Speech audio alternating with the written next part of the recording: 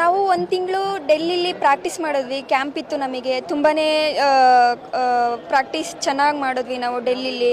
ಮತ್ತು ನಮಗೆ ಕೋಚ್ ಆಗಿ ಚಂದು ಮೇಡಮ್ ಇದ್ದರು, ಮ್ಯಾನೇಜರ್ ಆಗಿ ಶಿಖಾ ಮೇಡಮ್ ಇದ್ದರು, ಫಿಸಿಯೋ ಆಗಿ ರಾಶಿ ಮ್ಯಾಮ್ ಇದ್ದರು. ನಮಗೆ ಏನೇ ಒಂದು ಪ್ರಾಬ್ಲಮ್ ಆಗಿರ್ಬೋದು, ಒಂದು ಇಂಜುರಿ ಆಗಿರ್ಬೋದು, ನಮಗೆ ಇದು ಬರಲ್ಲ ಅನ್ನೋದು ಹೇಳಿದ್ರೆ ಸಾಕು ಅವರಿಗೆ. ಅದನ್ನು ನಮ್ಗೆ ಯಾವ್ದು ಬರಲ್ಲ ಅದನ್ನೇ ಹೇಳ್ಕೊಡ್ತಾಯಿದ್ರು ನಮ್ಮ ಕೋಚು. ಮತ್ತು ನಾವು 16 ಜನ ನಮ್ಮ ತಂಡದಲ್ಲಿದ್ದೀವಿ. ಮತ್ತು 3 ಜನ ಕರ್ನಾಟಕ ಟೀಮಿಂದ ಸೆಲೆಕ್ಷನ್ ಆಗಿದ್ದು ನಾವು. ತುಂಬಾ ಖುಷಿ ಆಗುತ್ತೆ. ಅದು ನಾನು ಕರ್ನಾಟಕ ಟೀಮಿಂದ ಭಾರತಕ್ಕೆ ನಾಯಕಿಯಾಗಿರೋದು ನನಗೆ ತುಂಬ ಖುಷಿ ಆಗುತ್ತೆ ಸರ್. ಮತ್ತು ನಾವು 6 ಕಂಟ್ರಿ ಬಂದಿದ್ದು, ನಮಗೆ 6 ತಂಡ ಬಂದಿದ್ದು. ನಮಗೆ 6 ತಂಡದ ವಿರುದ್ಧ ನಾವು ಒಂದು ಮ್ಯಾಚು ಸೋತಿಲ್ಲ. ಎಲ್ಲ ಮ್ಯಾಚ್ಗಳು ವಿನ್ ಆಗಿ ನಾವು ಫೈನಲಲ್ಲಿ ನೇಪಾಳ ವಿರುದ್ಧ ಮತ್ತು ಪಾಕಿಸ್ತಾನ್ ವಿರುದ್ಧ ನಾವು ಗೆದ್ದಿದ್ದು ನಮಗೆ ತುಂಬಾ ಹೆಮ್ಮೆ ಅನ್ನಿಸ್ತು. ಯಾಕಂತಂದರೆ ನಮಗೆ ಫಸ್ಟು ವರ್ಲ್ಡ್ ಕಪ್ಪು ಇದು blind cricket ವುಮೆನ್ಸ್ಗೆ.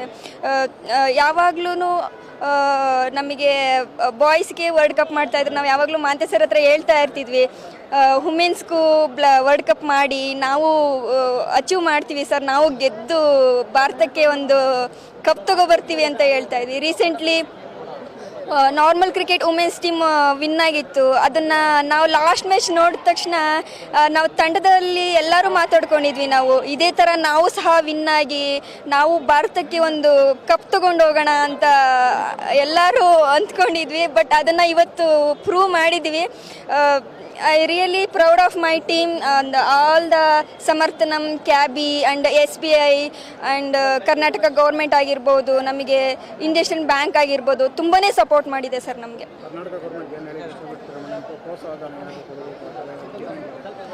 Sir, Karnataka government ನಮಗೆ ತುಂಬಾ ಹೆಲ್ಪ್ ಮಾಡಿದೆ. ಇದೇ ಥರ ಇನ್ನೂ ಹೆಲ್ಪ್ ಮಾಡಲಿ. ನಮ್ಮ ಕರ್ನಾಟಕ ತಂಡದಲ್ಲಿ ಯಾರ್ಯಾರು ಇಂಡಿಯಾ ಟೀಮ್ಗೆ ಪಾರ್ಟಿಸಿಪೇಟ್ ಮಾಡಿದಾರೋ ಅವರಿಗೆ ಸ್ವಲ್ಪ ಹೆಲ್ಪ್ ಆಗೋ ಥರ ನಮಗೆ ಒಂದು ಜಾಬ್ ಆಗಿರ್ಬೋದು, ಆ ಥರ ಆಪರ್ಚುನಿಟಿ ಕೊಟ್ಟರೆ ನಮಗೆ ಇನ್ನೂ ತುಂಬ ಹೆಲ್ಪ್ ಆಗುತ್ತೆ ಸರ್. ತುಂಬ ಹೆಮ್ಮೆ ಆಗುತ್ತೆ.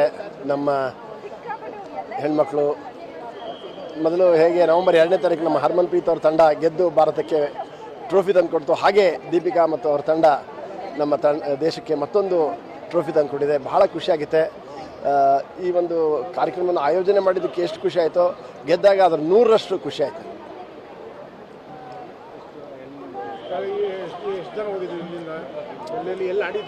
ಸೊ ಒಟ್ಟು 16 ಜನರ ಭಾರತದ ತಂಡ, ಪ್ರತಿಯೊಂದು ತಂಡ 16 ಜನರ ಹೆಣ್ಮಕ್ಳಿರಬೇಕು. ಇದರಲ್ಲಿ B1, B2, B3 ಕ್ಯಾಟಗರಿ ಇರುತ್ತೆ.